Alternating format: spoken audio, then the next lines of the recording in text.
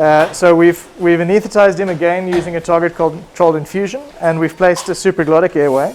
Now, in order to work down the supraglottic airway while we maintain continuous ventilation, we are using a technique where we have taken a multi-port adapter from a bronchial blocker set, and this gives us 2 lumens to work down while we continue with continuous ventilation. So there I've got my ventilation coming on the side port, and I've then got 2 lumens, both with seal plugs that I can work through, and we can scope through over there. Okay, so I'm scoping down through the multi-port adapter now into the supraglottic, and when we come around the bowl of the supraglottic, we should be able to see the epiglottis and the vocal cords nicely. And this step here is crucial to make sure the scope is well lubricated. Otherwise, as you can see, it can get a little bit sticky.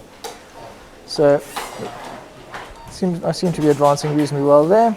Right, so there's our supraglottic area. Thanks, we can connect that suction up. And then we're going to spray some lignocaine. This helps reduce post-op discomfort, but also helps reduce stimulation while we do the procedure. So spray a bit of lignocaine on the cords, and then we'll have a look through in a second. Right, and there's looking through, and there's our stenosis. So what do you think, Mbila? This is about a Cotton-Meyer grade. Yeah, it's about 3, I think. I think it's on the verge of grade 3. Huh? It's about 70% stenosis. It looks like it's quite membranous. You agree, Chins? Yeah. That looks good. Let's have a quick look beyond that. And then, so this gentleman has got a post-intubation, so it's a iatrogenic tracheal stenosis. He was ventilated for a traumatic brain injury after a motor vehicle accident. So this is a pretty typical stenosis for that. Eh? And it's quite membranous, and it's responded quite well to previous dilatations. Do you want measurements? Yes. We can do measurements. Okay. Claire, do you mind switching the suction on for us?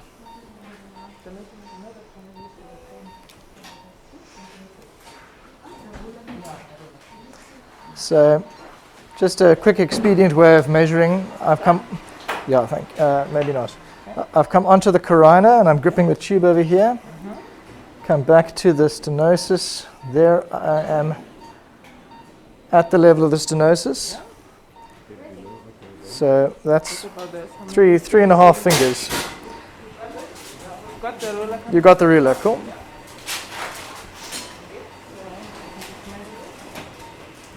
So centimeters, so I've got them there.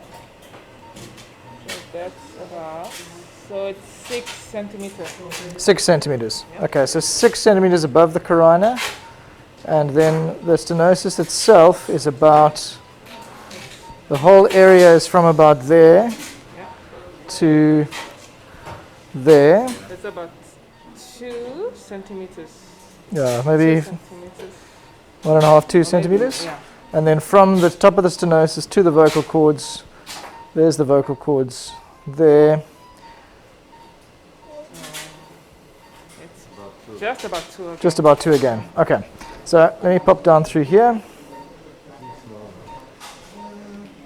Yeah, yes. Okay. Claire, do you want to hold on to this and then we can pop guide wires and things down?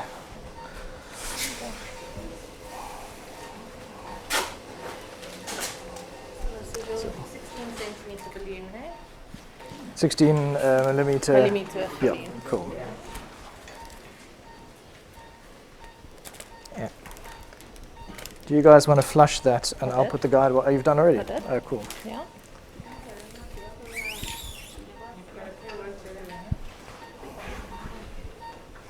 Okay, straighten me up there.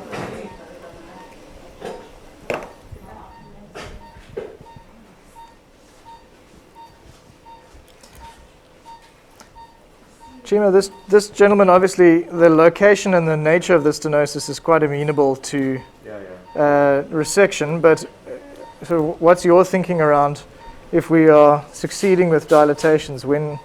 If we dilate it nicely, give him some 2-3 weeks, or if he runs into trouble, we dilate again, but you need to resect when there is no inflammation.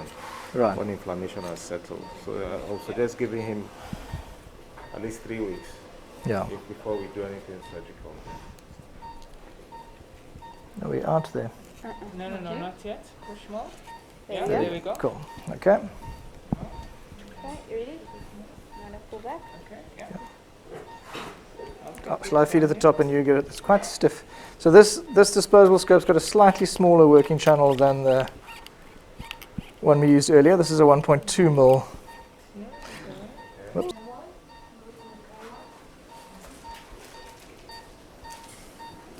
So now we've got the guide wire going down through the one side of the multi-ball connector. Claire, don't go too far because we need to get the balloon down first. Oh, yeah.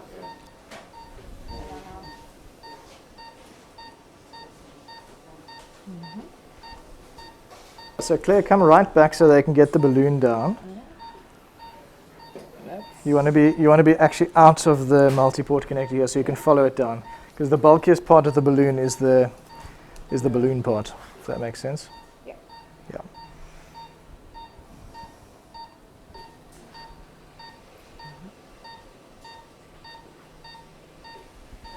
Yeah. Away from this side because you're crossing yourselves now. Okay. It's fine, I'll take it from the top. Yeah. Go to This is the difference between the aunt and the You can take that. the cook multi-port adapter. There we go. Okay. Can push it down now. Okay, so now you can follow there, Claire. That's maybe just pull a little bit of guide wire back. Yeah, to straighten it. That's it. Yeah.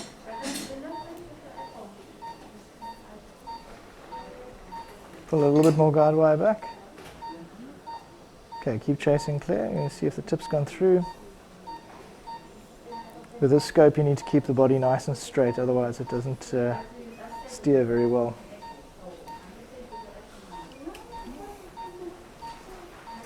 Try pull a bit more guide wire back again, that's. So often the guide wire starts to sort of bunch a little bit and then it's harder to advance the balloon. Pull the balloon out a little bit.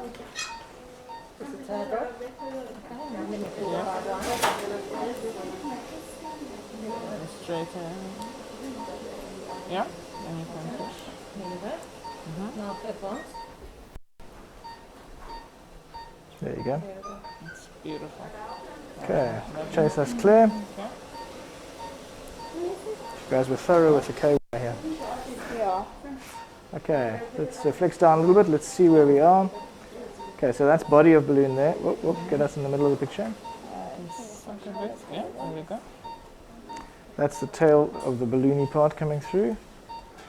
And that's the black line on the cords there. Whoops, that's, Just go up a bit and order something. yeah. I think we need to spray some, You can spray some local down where you are now if you like. yeah. Alright. So this is 2% lignocaine just with a whole lot of air behind it in the syringe, which allows us to blast it through. Let me know when you're ready for the button. Okay, what do you think of the positioning there, Nats? I'm a little bit far away from the screen.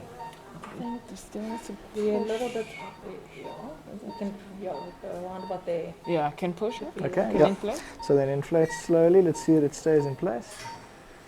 At this moment, we sometimes get some obstruction of the ventilation because the balloon's inflating in the stenosis. Yeah, that's Okay. good. See if you can stay there clear. Right, then lock and Yeah. slow So inflate. I'm at 2 bars. Yeah. Going out. 4. You can go up to 10 and up to 12 on this one. Right? Yeah. Even up to 14. Okay. I'll start at 10 and see if I can go further.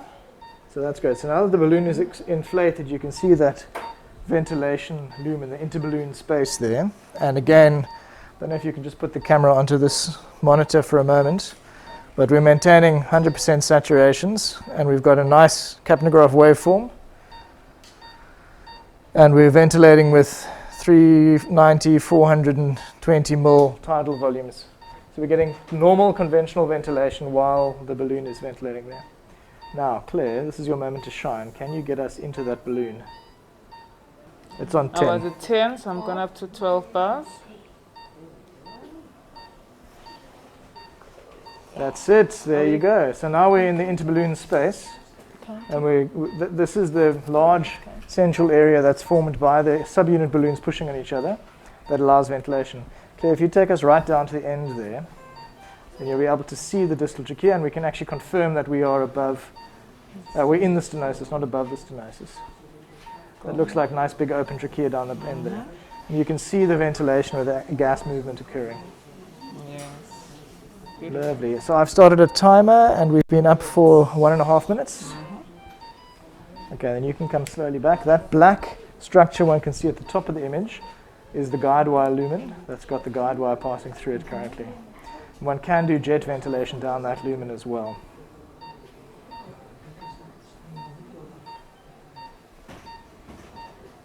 Beautiful.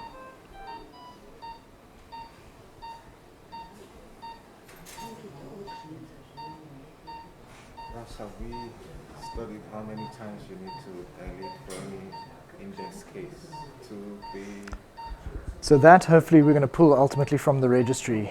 I've got a researcher I'm hoping is going to join us in the new year, and I'm literally going to get her to sit with the folders and look how many procedures we've done, do the follow-up. And the other question is, there's a nice healthcare economics paper in that. Like, is it better to resect them early if we've got the resources, or do we avoid resections by doing 2 or 3 dilatations? How many dilatations does it take until the cost is equal to 1 resection? Yeah. Excellent. You can see our tidal volumes are now nearly 500 mils. We could actually afford to come back down. I'm ventilating here with pressure control ventilation, which is my normal habit. It helps to prevent a seal on the supraglottic, and also that I don't get over pressure on the. Put there with the needle on it. Will you give 2 mils of that to the patient, please? Okay. Yeah. Cool. You can deflate. Yeah.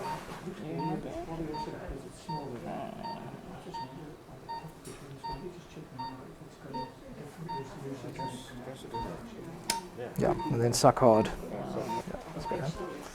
Okay. You're outside the cords, there's vocal cords. Nice. Yeah. Oh, that looks. Come on. That Okay, looks really good. go down. Broken down Much better. nicely. Yeah. Try and tip the tip out of the blood if you can. So this is reasonably typical outcome. We've got a little bit of mucosal bleeding. Have a good suck there. And sometimes we see small mucosal tears, but we've never seen a nasty. We've never perforated a trachea, and we've never seen a nasty tear that doesn't heal spontaneously.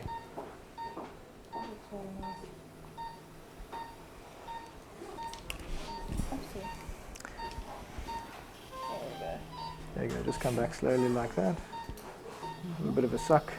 Keep it. Sorry, yeah, you can't have a bit of a suck because this is open. So in this case, we've gotten such successful dilatations that we're actually opting to possibly not resect. How many dilatations has he had now? One.